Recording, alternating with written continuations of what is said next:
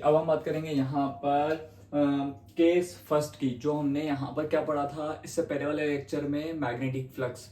तो magnetic flux जो था उसमें हमने फाइव बी का एक फॉर्मूला कंप्लीट करा था, बी ए कॉस थीटा। अब यहाँ पे हम केस फर्स्ट ये देखेंगे कि थीटा अगर 0 डिग्री हो तो क्या होगा, थीटा 90 डिग्री हो तो क्या होगा, और थीटा 180 डिग्री हो तो क्या होगा। तो केस फर्स्ट ये है, if theta equals to 0 degree then five B का जो वैल्यू आएगा वो आएगा बी ए कोस 0 डिग्री। ठीक है, और कोस 0 डिग्री की वैल्यू होती है 1। तो हमारे पास फाइव बी कितना आएगा, फाइव बी आएगा बी ए मल्टीप्लाई 1, मतलब फाइव बी की वैल्यू आ गई बी ए।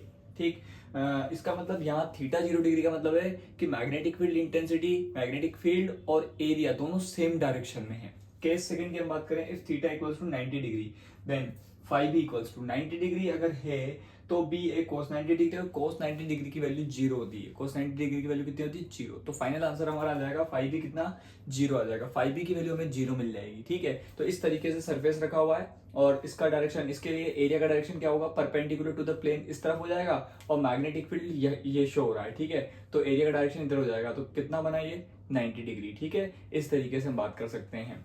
और अगर मान लो सरफेस ऐसे रखा हुआ है, एरिया वेक्टर का डायरेक्शन इस तरफ है और मैग्नेटिक फील्ड इस तरफ है, तो ये थीटा 180 डिग्री है। और थीटा 180 डिग्री के केस में, case third, if theta equals to 180 degree then five equals to B A cos 180 degree, five equals to B A, और कोस 180 की वैल्यू -1 होती है। तो हमारा आंसर आएगा five equals to minus B A. मतलब मैग्नेटिक फ्लक्स पॉजिटिव हो सकता है, मैग्नेटिक फ्लक्स नेगेटिव हो सकता है, मैग्नेटिक फ्लक्स 0 भी हो सकता है। ठीक है, ये हमें बातें समझ में आनी चाहिए। तो ये मैग्नेटिक फ्लक्स से रिलेटेड जो केस बाकी थे वो हमने इस लेक्चर में कवर कर लिए। तो हमने मैग्नेटिक फ्लक्स कंप्लीट करा, और उससे रिलेटेड जो भी बातें थी वो हमने कंप्लीट कर ली। ठीक है, अब हम नेक्स्ट लेक्चर में पढ़ेंगे फेराडे एक्सपेरिमेंट, और उसके दो लॉ थे, Faraday first law and Faraday second law.